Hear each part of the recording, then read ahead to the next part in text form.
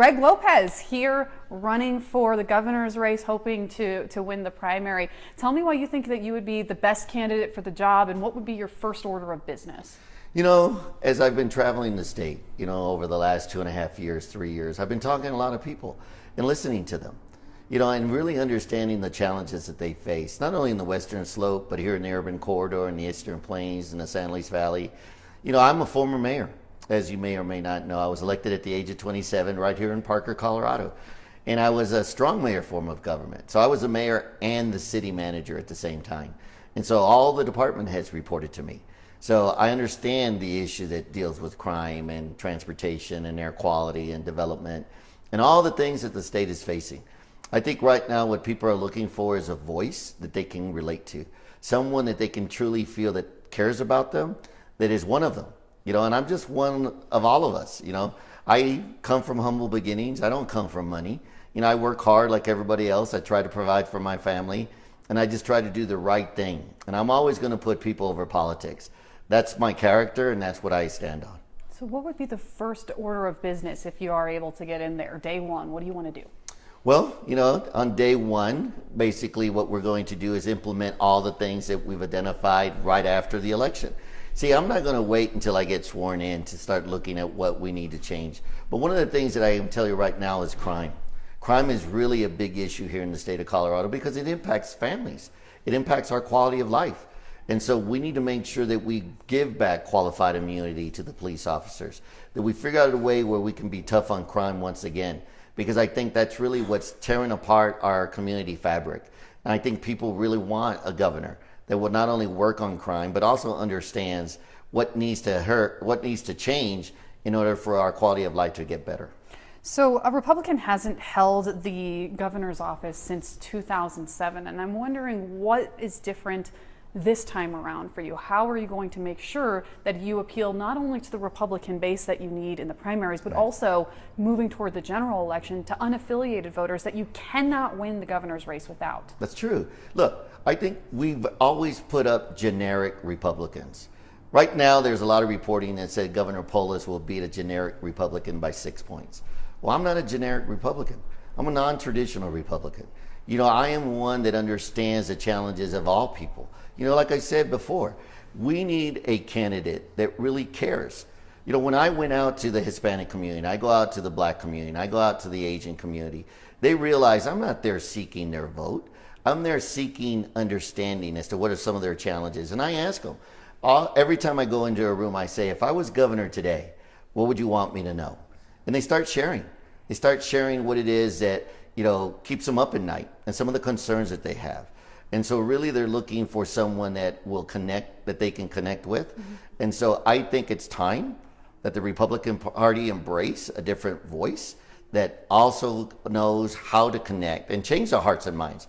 Unaffiliated voters, they're sick and tired of the finger pointing.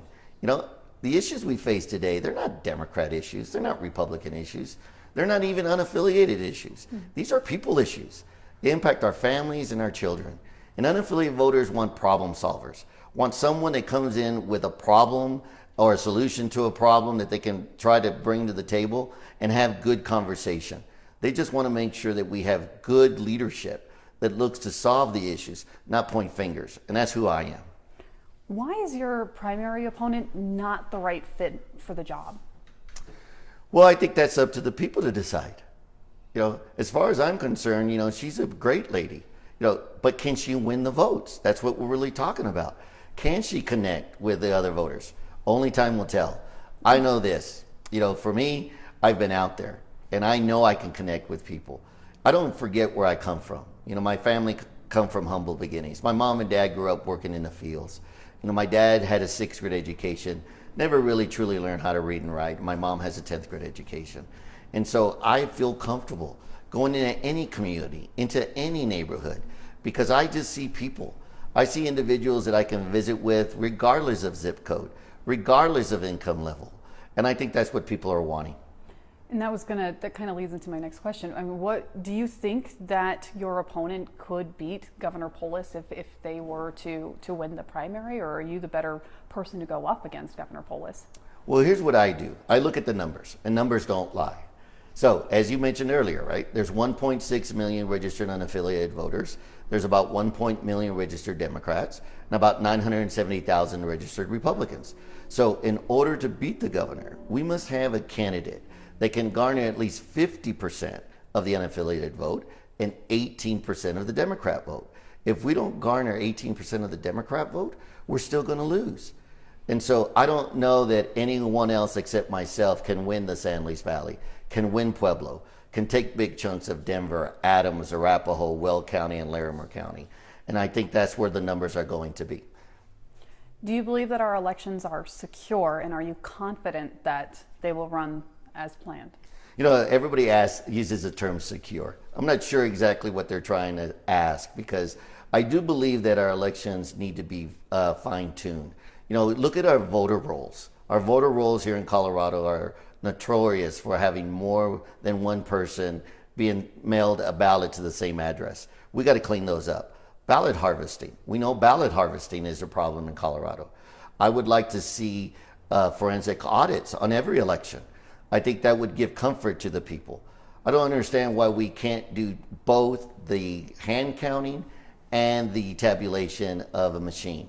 I think people just want to make sure that, you know what, their vote is counted correctly. And I think that's a reasonable request of any voter. Because if we lose our election process, if people start losing confidence in our elections, we become a third world country. So is that to say that you have doubts about our system? I mean, what's your... I do. You know, we're not the gold standard by any stretch of the imagination. For anybody to believe that we are the gold standard, I would say, you know what, you need to reevaluate what the gold standard means. Because the gold standard is the perception of the people. And right now the people are very concerned, specifically out in rural Colorado, whether their votes are actually being counted correctly. And so if that's the case, you know, how can you trust this system to elect you to the governor's mansion if you have doubts about the very system that's needed to get you there? Because I'm going to trust the people. I'm going to trust the people. You know, I'm going to trust the poll watchers. I'm going to trust the election judges. You know, there's nothing that we can do until we wait to see what the voice of the people has to say. But as you look across the country, as you look at primaries that already happened, we're not hearing a lot of discomfort, or we're not hearing a lot of distress from all those other areas that say that the election wasn't done correctly. So I have faith. You know, do I have 100% faith? No. But I do have faith in the people. So we need everybody to go out there and vote. Would you use executive orders to get policies done? And you've also talked about Governor Polis's executive orders. Which specific ones would you like to get rid of? Well, you know, he issued over 500 executive orders, right? Right now, as it pertains to, I never would issue executive orders to mandate, to control a community. That is just plain wrong. You know, when you effectively govern through executive orders, you've lost the ability to govern. Because a true leader works with the legislature, works with others to make sure that they're doing the right decision. This is not about having a tyrant or a king that says, this is what we're going to do and I'm not going to listen to anybody. You know, the people elect elected officials, legislatures, county commissioners, mayors. The governor's role is to make sure that he's working jointly with them to make sure that they're making good informed decisions. And I don't believe Governor Polis did that during his entire term. And that's why I think people are ready for a change, you know, because they don't want more of the same. So is that to say that you don't plan on using executive orders as part of your administration, or just don't plan to use them for mandates? Either. Now, there might be a situation where I might feel that I may need to use an executive order, but that's after I have a thorough conversation with all the stakeholders. This is not about what Greg Lopez wants. This is what about's in the best interest of the people of Colorado on all 64 counties, not just the urban corridor. And I will make decisions that are based on the quality of life. I'm going to be a governor that makes decisions that are measured and truly looked at to make sure we're not hurting people. So right now the Democrats have the trifecta. That means they have the governor's mansion, they have the House, and they have the Senate. If you were to win the governor's mansion and Democrats were to hold on to the legislature, how would you reach across the aisle to work with the legislature to make sure that your policy priorities are moving forward? Well, just like anything else, we got to have a conversation. Look, I'm not interested in calling anybody names or calling anybody out. I'm interested in making the right solutions and having good debate and good conversations. That's what the people of Colorado deserve. They don't want to see infighting. They don't want to see the governor fighting against the legislature. I'm going to sit down with them. But I'm also going to be one of those governors that brings the issues to the public square. I think too often the people in Colorado don't even know what's being discussed under the Gold Dome. They don't even know what kind of bills are being introduced by whom and for what reasons or for what purpose. And so I'm going to make sure that I'm out there talking to different groups and organizations, building coalitions and alliances to make sure that people understand what is actually happening under the Gold Dome and how is that going to impact my quality of life. I think that's really what a governor should be doing. How much control do you think the governor has over inflation, and what would you do about it? Well, it's not that the governor has much control over inflation, but he definitely has a voice. He's not talking about what the president should and shouldn't be doing. As governor, I would be mandating for the president to remove some of these restrictions and bring back the pipeline. Make sure that we have oil and gas drilling once again. How much control do you think the governor really has over the president? I think he's got a lot of influence, not control. This is some of the things that people forget, that governors have influence over legislation that's nationwide. But the other thing is, here in Colorado, the governor can allow more drilling to occur, can allow more gas to be produced, can look at how we're going to reduce the cost of living within our own state and improve the supply chain and make sure that we're buying from Colorado. We need to make sure that we are buying from our farmers and our ranchers and be a little bit more self-reliant on everything that's happening here in Colorado than relying on other states. There's a lot of things that we can do. The governor can also remove the fees. We must keep more money in the pockets of the hardworking men and women and the poor, because inflation hurts the poor more than anybody else. Can any of that realistically be done, allowing more drilling, given how the legislature plays a role in it? Do you need the legislature in order to be able to do any of that? Look, when there's a will, there's a way. Is it easy? Not necessarily. But look, people care about their families and what's going on with their future. I think we can work with the legislature. I think we can come up with common, reasonable solutions for us to move forward. People in Colorado want a state that they can be proud of. Right now, I'm feeling the frustration when I talk to them. I see it in their eyes. They're asking, what happened to our beautiful Colorado? Colorado's turning into California. And I don't understand why that's happening. Why is it that our values and our beliefs are not being upheld by our representatives? So I think it can be done. Let's talk a little bit about a possible recession. There's certainly a lot of fears, particularly from economists and financial experts. How would you prepare the state for a possible recession?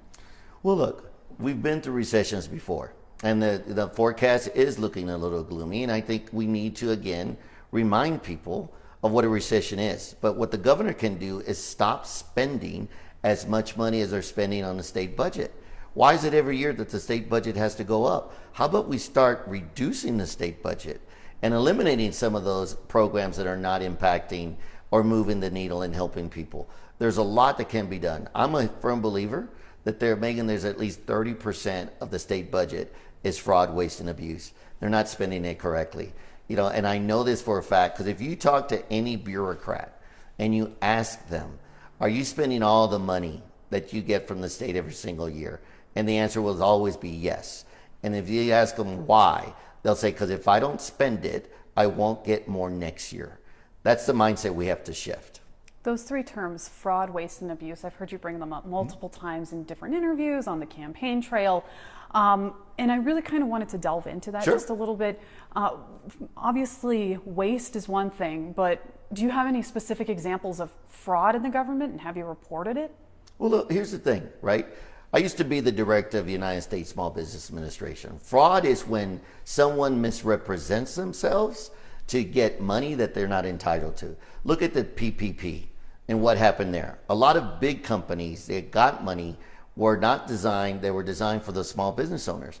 Government traditionally has an idea that they don't want to go after anybody.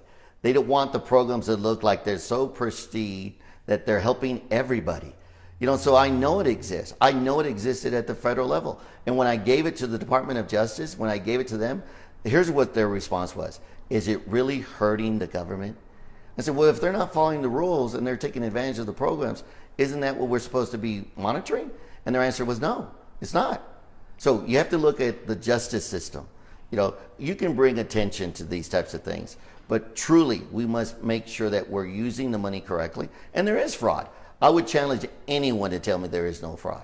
So the example that you gave was the PPP loans on a federal level, but you're saying that throughout the campaign trail that there's fraud within the state government. And I'm asking if you have any proof of that. I mean, Well, Meghan, look, let's be real. We know government doesn't necessarily do things right at all. Is there proof? I'm sure I can find some as soon as I get into the belly of the beast. You got to get in, right? I can give you examples where, CDOT, for example, ended up paying $30 million because they delayed on a decision on an interchange when they were doing C-470 and I-25. Was that fraud? I don't know. Not until I go in and start looking at things. But we do know.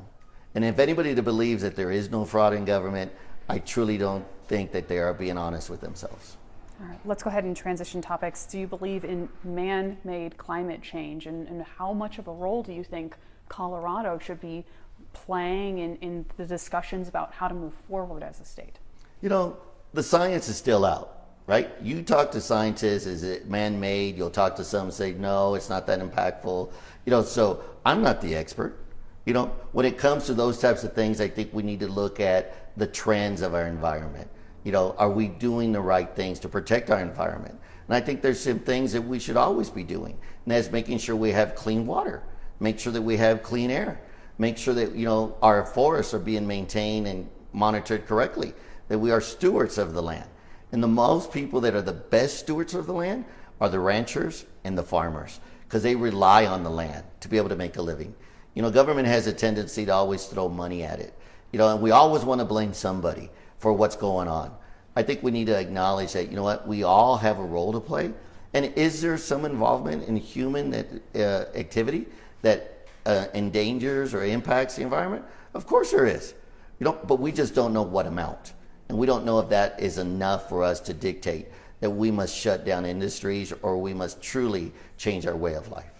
So part of the things that I've seen on your website and heard as part of your campaign platform is water and how important that is here in Colorado. Tell me a little bit about what you want to see done specifically when it comes to water, and how are you, as Governor Lopez, going to make sure that you're not just talking within the state, but talking to our neighboring states to secure our water future? Well, water is a major issue, and a lot of candidates don't want to talk about it because they're not very well versed on it. Even our governor doesn't talk about water. And what I understand is that because I was a city manager, development that occurs, that it proves at the county level and the city level, has a huge impact on our water supply. Every development is bringing in more demand on our water. And a lot of people don't recognize that 1 acre foot of water only services 4 residential homes for a year. Now, we must let go 7.5 million acre feet of water must leave the state of Colorado to these other neighboring states, because it's based on former interstate compacts that we approved in the late 1800s, early 1900s. The populations are shifting. We need to have good conversation with our neighbors about what's going on. Colorado serves 8 states from our water, and 83% of our water comes from the snow melt. It doesn't come out of the ground. And most of that water comes out of the western slope. Yet 80% live on the eastern plains. And so when I see Douglas County trying to take water out of the San Luis area, the San Luis Basin, that is just wrong. You don't take water from one basin to another basin, because you're going to basically make that area dry. And we already are in an arid environment. This new legislation that allowed the video gaming, I still want to know where those projects are going, because it was designed to make more water projects. I haven't heard of a single project coming out of the ground. I need to understand why is that not occurring, because we need to capture more water. Do you mean the sports betting? The sports betting. Okay, yeah. I just wanted to make sure I was clear with you. And so, if water is such a priority, then, is there a discussion to be had about the role that climate change is playing in our water supply? You know what? We can connect whatever dots we want to connect, but no one has the crystal ball. It's been proven time and time again that scientists, they're not perfect. It's hypothetical. They're trying to forecast into the future. I think we need to use those models, but we shouldn't rely 100% on those models. We need to take them with, a real cautious understanding. But when you have uncontrolled growth, which is what we see right now in Colorado, it's not smart growth, it's uncontrolled growth. Everywhere you see, there's cranes, and even in Denver, they're building more and more apartment complexes. I've talked to directors of water districts that have said, I keep telling our elected officials to slow down on their approvals of residential, and they're ignoring us. And we must figure out how to provide this water. I don't know what the answer is, but I do know that we must get serious about protecting our water resources, because Nebraska is suing us already. They're suing us over the fact that we didn't give them enough water. And that interstate complex allows them to actually do a ditch from the North Platte and take water away from us. And we'll talk about development here in just a tiny bit, but let's continue on the environment just a tiny bit longer. Colorado had some historic wildfires this past year and the year before. It's something that the legislature has put a lot of priority into this year and last legislative session. What would a Governor Lopez do to not only build resiliency in the community, but to make sure that we're prepared in case there's another one, because inevitably there will be? Yeah, of course. We need to have visionary glasses. We're reactionary right now. We react to fires, and we think once the fire is out that everything's okay. People forget about mudslides. When you have erosion control or erosion in the soil, and when we get the rains, there's going to be mudslides. Why aren't we cleaning out the forest? Why aren't we removing all that dead timber and cleaning out and mowing all that high grassland that we know with a strike of a lightning bolt or just a cigarette, whatever, we'll start a fire. We need to be smarter about what we're doing. This emergency preparedness, it looks at ideas on how do we prevent that. But are we actually working towards it? I don't think so. I think we can do more. And I think we need to work with our fire departments. We need to work with all of the forestry and truly understand what must we do. And we must create these fire barriers, because if it doesn't happen, do we have a barrier that will slow it down? And I don't think we're doing that right now. Let's transition and talk a little bit about our criminal justice system. What do you think should be done about the state's private prisons here? Well, you know what? There's an issue with the private prisons, right? Everybody seems to believe that they're wrong. I think, just like anything else, we need to have a discussion. Do you know why we have private prisons? Because it costs a lot of money to build a prison, And so if we're going to be hard on crime, we need to understand that we need to make sure that we have a place to hold them. I believe right now there's only 2 private prisons still left in the state of Colorado. Are they not doing what we ask them to do? Is it costing us more? We need to do a cost analysis. But just because it's a private doesn't mean it's not good for the state of Colorado. I think we need to look at how do we build these private partner relationships. Look at the express lanes that they're building on the highways. Those are private relationships. So we need to evaluate those.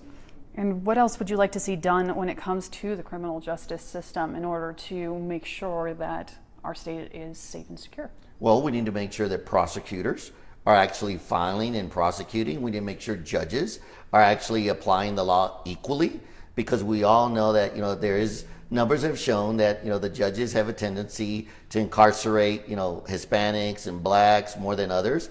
We just need to make sure everybody's treating correctly. So the parole board, we need to evaluate that. We need to make sure that we're not letting people out early because we feel that they are entitled to that. We just need to make sure that the justice system is treating everyone equally, but there must be reforms, because I'm hearing from police officers and others, victims, that believe that the justice system is not looking out for them. So you ran for governor in 2018 unsuccessfully. What changes have you made to maybe your campaign style or even your messaging to make yourself more appealing to voters this time around? What are you doing differently? Well, I tell you, I don't know that I would say that I ran unsuccessfully, because I learned a lot, right? So there is success in any type of failure that people would say, because you learn from it. So here's what I've learned. I've learned that, sometimes I was in the military, you got to look out for friendly fire, right? You got to not only work on your opponent, but sometimes even your own camp may be working against you. And so what I've learned is that, you need to be out there with the people. You need to be out there early. You need to be building relationships and coalitions. You don't just announce that you're going to run for office because it's an election cycle. People want to know that you truly care, and I've been doing that. I've been going to all the different communities. The NAACP I've spoken with, LULAC I've spoken with union leaders, I've spoken with all different types of groups and organizations. And they speak with me because they know that I wasn't there looking for a vote. I was there 2 to 3 years before the election.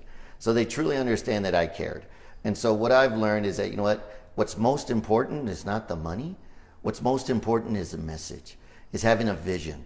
Is having a vision that people really embrace and say, this is what we want the state to be, and this is the type of leader that we want. Someone that really, truly cares about us. And we're definitely going to talk about the money here in a second. I'm sure we will. I want to stay with the 2018 election, the primary that Walker Stapleton won.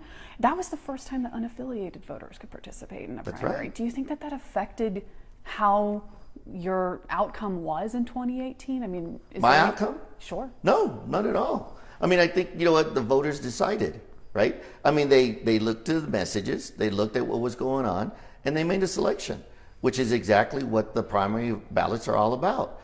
I can tell you this, it cost me the less amount of money per vote than any other of my candidates. It cost me 94 cents a vote.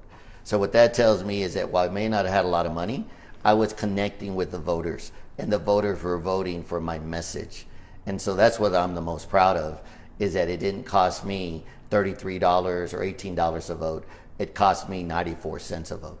And so jumping forward here to the 2022 primary, your primary opponent is outraising you, I believe, 8 or 9-fold at this point. How do you overcome that? I mean, we've seen here in Colorado and really across the country these very expensive campaigns. Do you have to have money to win a race like this? I don't believe so. Look, we cannot allow our elections to be for the rich. We cannot allow them to be for the rich elitists that can write the biggest numbers on a piece of paper. Governor Polis wrote a $23 million check out of his own bank account to be governor. I tell people I can write a $23 million check. You can't cash it, but I can write it. It's not about the money. People are tired about having to face or choose between who's the richest, who's got the most money, because they know that they're disconnected. The governor has no understanding of what it's like to live on a $30,000 income. He's got no understanding of what it's like to live on minimum wage.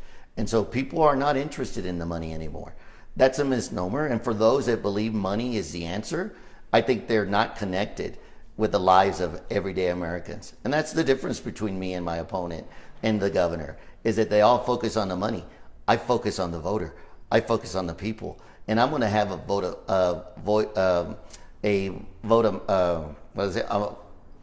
do they call it? The campaign where it's a word of mouth campaign. That's where I'm going. Well, you sort of addressed it there, but yeah, moving past the primary, Heidi Ganahl has something like $145,000. Jared Polis has a whole lot more than that. So money does do something. It gets your name out there. How are you going to combat that in a more broad general election where you're appealing to a wider audience? Well, think about that, right? My opponent has spent more than I have, yet I'm the top line of the Republican ticket. Jared Polis has more money than I have, yet I'm going to tell you I have more support in the Hispanic community and Black community than he does. Small business owners, they support me more than they support him. It's not about the money. Money's important. Don't get me wrong. It is important. But we can't keep electing people that can write the bigger checks. People are forgetting that if you're going to put a dollar number on a vote and you feel that the more you spend, the more votes you're going to get, then you're really buying the votes. I'm not interested in buying votes. I'm interested in connecting with the voters. It's worked for me before, it worked for me again, and I think it's going to work for me not only in the primary, but it's going to work for me in the general.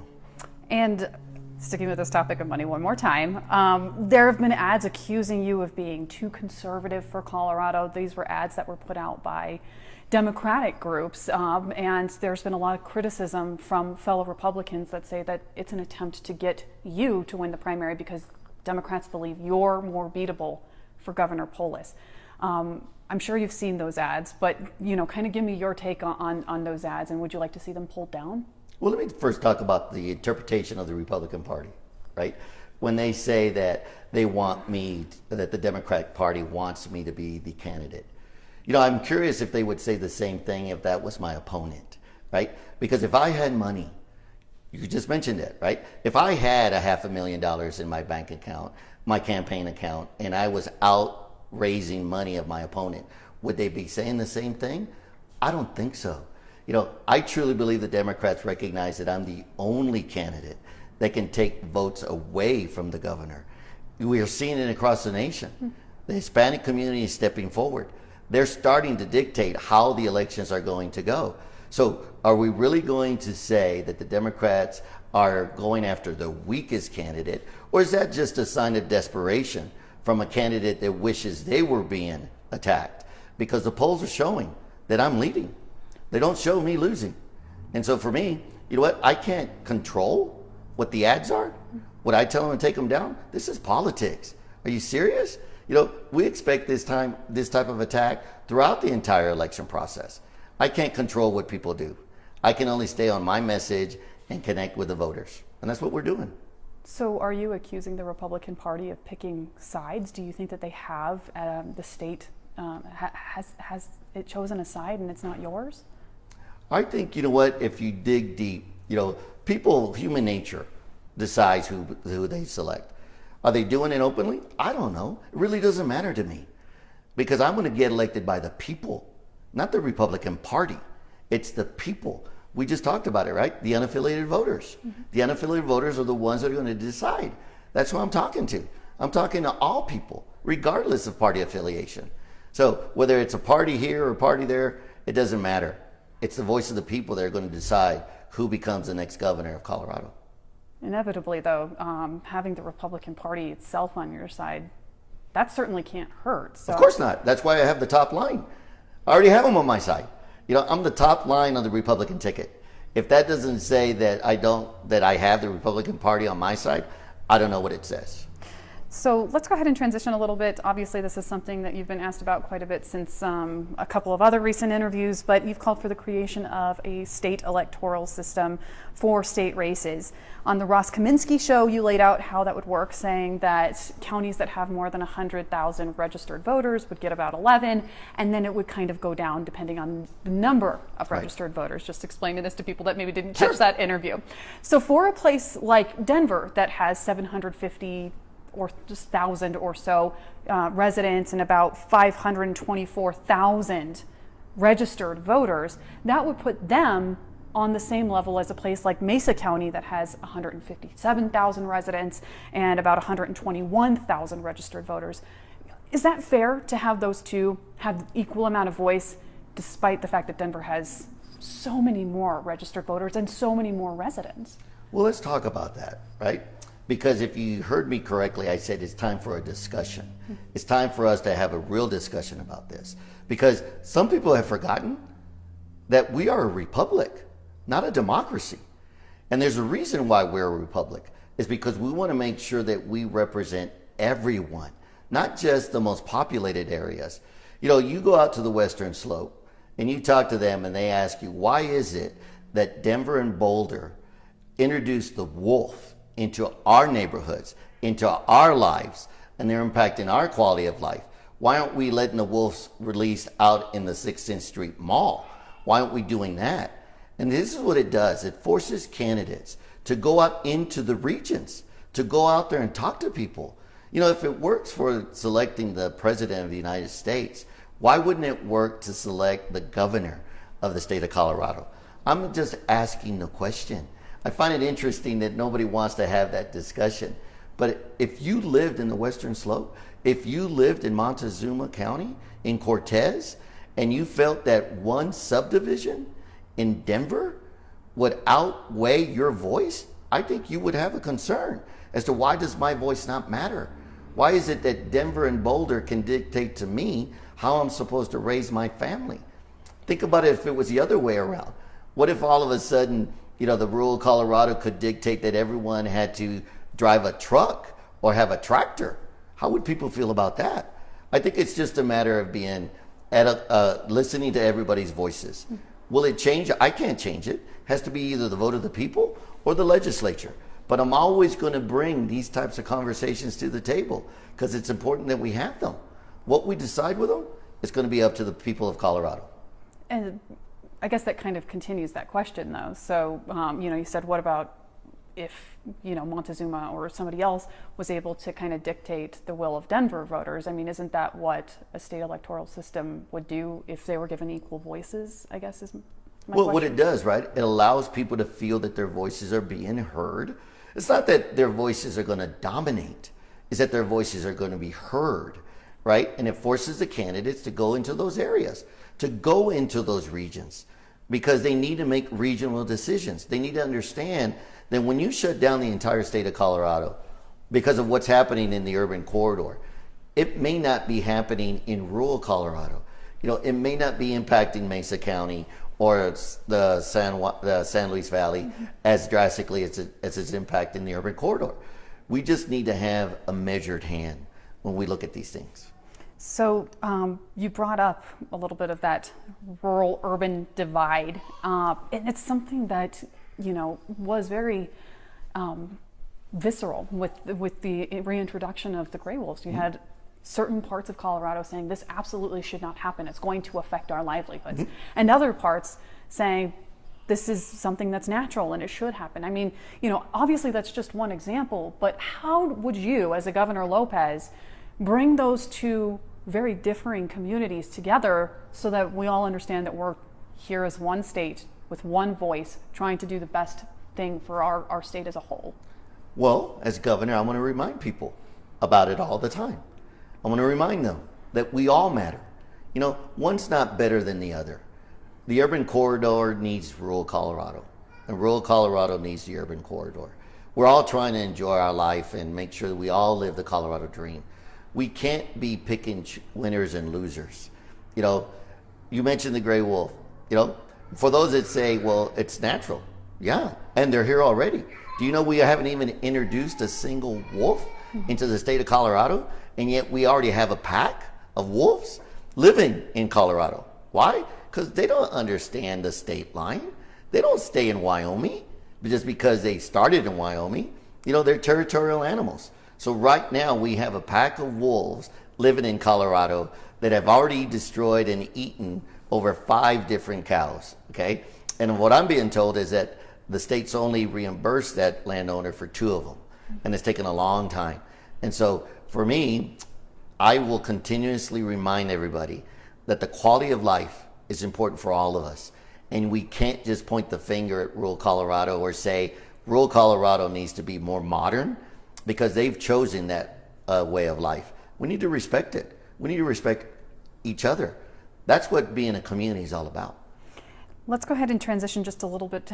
We touched on it earlier about election safety, but have you been paying attention at all to the January 6th subcommittee? Have you learned anything from that? Has anything stuck out to you? I haven't. To be honest with you, that's the last of my worries. I mean, that's something that, is happening in Washington. What occurred, they'll figure it out if they ever figure it out. I'm focused on what's impacting the people of Colorado, what's impacting their pocketbooks, what's impacting what's going on in the schools, what's going on with crime, the homelessness, the drugs, fentanyl. I'm not really focused on what's going on and what happened in the past. And so I know you were also criticized for saying on the campaign trail that you would pardon Tina Peters, and then I heard you clarify it in subsequent interviews, but I wanted to give you the chance to go ahead and clarify it here, just in case people hadn't seen those other interviews. Hopefully they're watching our interview. Right. Well, again, right, people find what they seek, right, and they only pick up words that they want to pick up. I said that if she was falsely prosecuted, that I would pardon her. That's the whole idea behind a pardon for a governor, right? They allow it to go through the entire system. If later on there's new evidence, if later on they find out that someone didn't handle it correctly, the governor has the opportunity to pardon people. So I'm just exercising and stating to people that the pardon is a tool that the governor has. Only time will tell what happens with the justice system and the indictments that are currently with Tina Peters. And speaking of the governor's powers to be able to influence certain outcomes, what did you think of Governor Polis stepping in with the I-70 truck driver, Rogel Aguilera Maderos? Did you think that was right? I think he panicked, okay? I think he didn't wait out for the system to actually play itself. If you remember, the DA and the prosecutors were already talking to the judge about the sentence being too harsh, and the judge was evaluating that, and he was supposed to also reach out to the judge and the prosecuting attorney before he made the decision. He circumvented the entire judicial system. That is just wrong. You don't do that. The only time you do that is when you truly believe you have the power to overstep your boundaries. And he's proven that time and time again. And let's transition and talk a little bit about a topic you've been asked about quite a bit, but inevitably it's going to come up because of the Supreme Court's potential ruling. Abortions. What do you think the state needs to do, and what's your stance on abortion? Well, I support all life. All lives matter, even the unborn. I want to see Colorado become the state where we show love, compassion, and empathy for the women that find themselves in very difficult situations. Pregnancy centers, are the pregnancy resource centers, is where they can go and get some real support, about how do I move forward with this. My little sister ended up being pregnant at the age of 15. And my parents, my dad specifically, because of the machoism, because of the shame, he wanted her to have an abortion. I was living here in Colorado. I flew home to talk to my parents and to talk to my little sister. And she told me, I want to keep my child. I really want to keep my baby. So we were fortunate enough that we, the family, decided to allow her to do that. We had the first grandchild, and it was a female. It was a daughter. And she's a nurse now. And so these are the types of things that we must hold on to. But we must always make sure that we protect both the woman and the unborn. Because I don't think anybody wants to terminate life. I don't think anybody purposely wants to terminate a life. And I don't want Colorado to become that promoting the state as an abortion state. Everybody come here. I'm going to tell you that I think what that abortion bill did, it really caused even a greater divide amongst the people. And I question whether we've lost our moral compass. When we decide that there is no life in the womb of a woman, I think we've lost our moral compass. You've said that you don't support abortions for rape, incest, or the life of the mother. Is that the case? It is.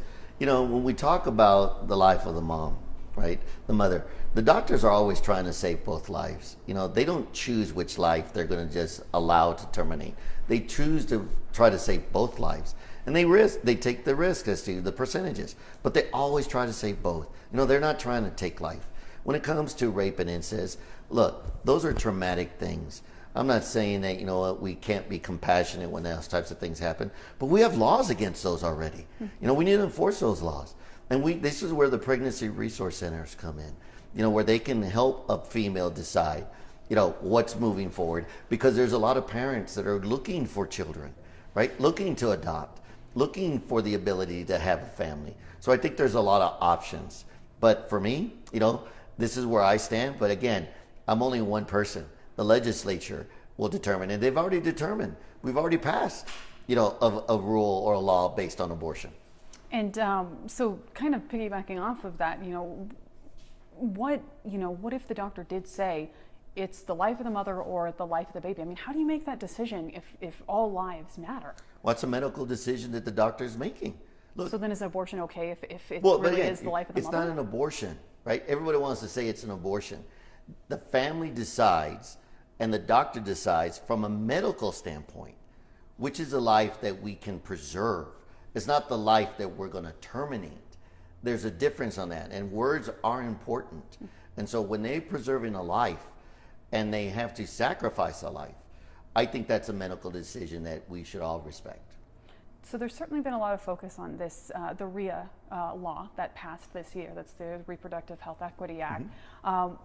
Beyond that, and even before that, there have been multiple attempts on the ballot for voters to limit or ban abortion in some capacity. Most recently, in the past couple election cycles, voters voted down one that would have ended late-term abortions. I mean, is that an indication of the will of the people, and will you respect that here in the state as the governor?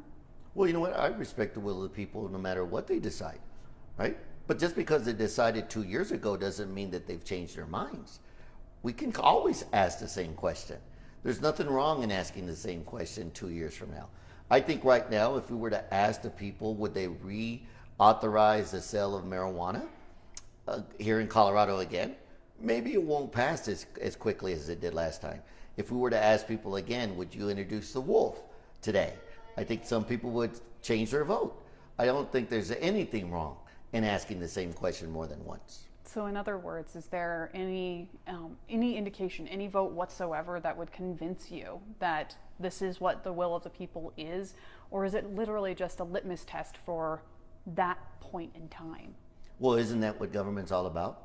I mean, government is to reflect the will of the people.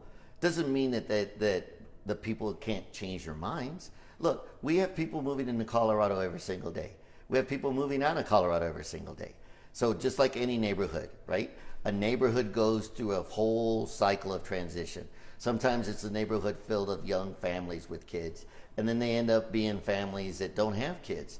So from my perspective, we must always make sure we have the hand on the pulse of the people, and it changes.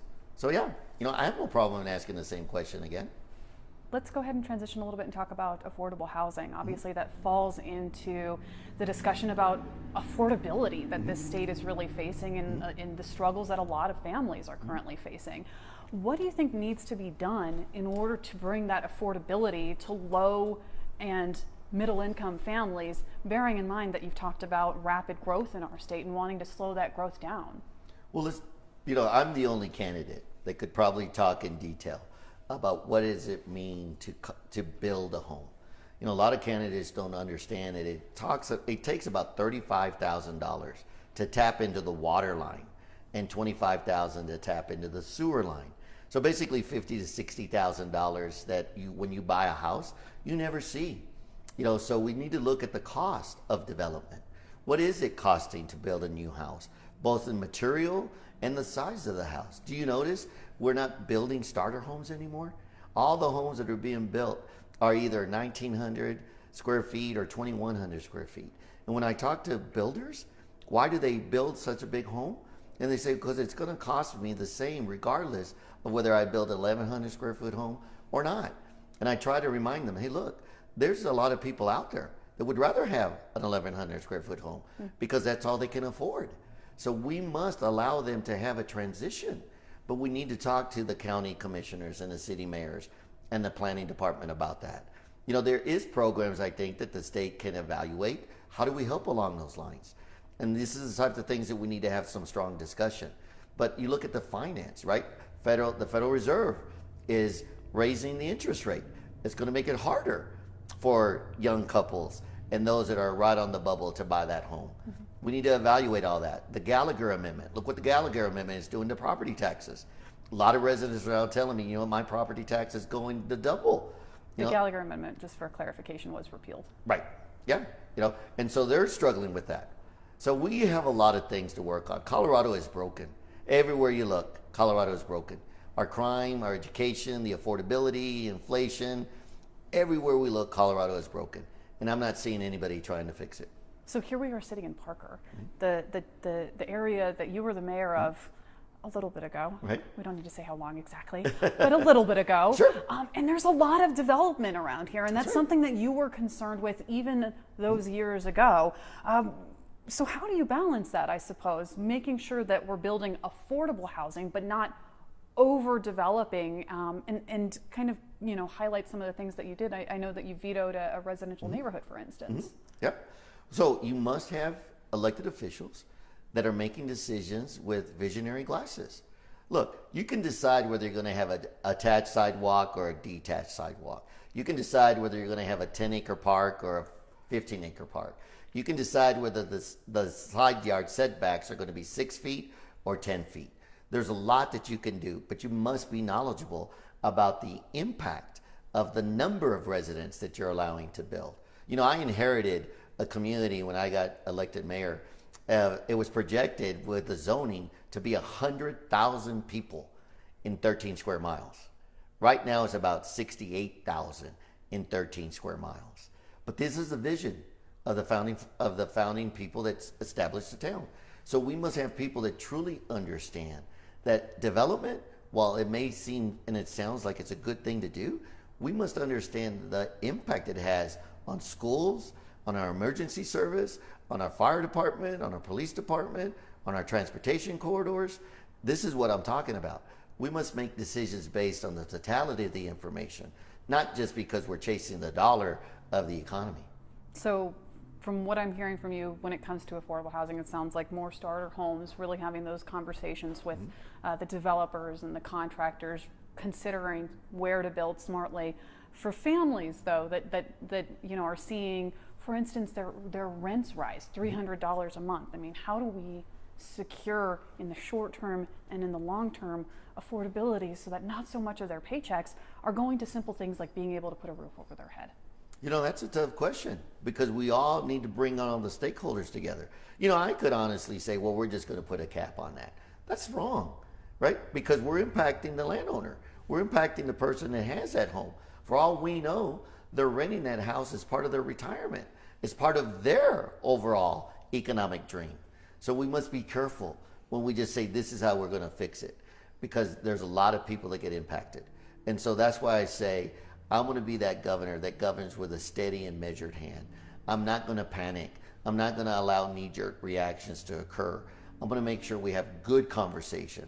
And if we move forward in a very thoughtful manner, I think we can make good decisions for the betterment of this state. What do you think Governor Polis' biggest mistake was? His biggest mistake, I think, he really truly didn't follow the science. He used the word "I'm following the science" as a facade. Because I'm assuming you're talking about COVID. The COVID, right. Because he shut down the state. I'm the former director of the United States Small Business Administration here in Colorado. And I can tell you that with a stroke of a pen, he shut down over 635,000 small businesses across the state of Colorado. And 40% of them are gone. They will never open again. And when he was saying I was doing this to save lives, I'm telling you, he destroyed families. He destroyed the futures of families, of the poor and the hardworking that wanted to have that Colorado dream. And he used it with the science that didn't really show that it was going to devastate the livelihood of our state.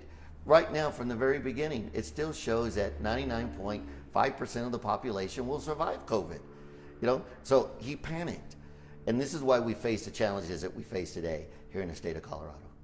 And tell me a little bit about, obviously, something that I've seen brought up quite a bit in different interviews is your history. Obviously, what happened in 1993, a DUI in 2003, and then a settlement later on for your role in the agency that you just brought up. So walk me through, what voters should take away from that, what they shouldn't take away from that as well. Here's what I would, have voters take away. It's life. I'm just like everybody else. Have I made mistakes? Sure I have. Have I learned from them? Of course I have. These are things that make character, make people better. I'm a better husband. We've been talking about our issue, my wife and I, for the last 28 years. We're going to be talking about it probably until we die, but we've always talked about it. So I want people to really look into, is this individual telling us the truth? Is he hiding from things? Because we all have something in our lives that we made mistakes. I was young. When we make mistakes, we learn from them. So that's not going to jeopardize on how I make decisions as it pertains to being the governor of Colorado. But I am one of them, and I'm here to represent all of us because that's just who we are. Should any of those incidents bar you from being governor? That's up to the voters. They get to decide. See, I tell people every day, I'm running for governor, but really, I'm applying for a job.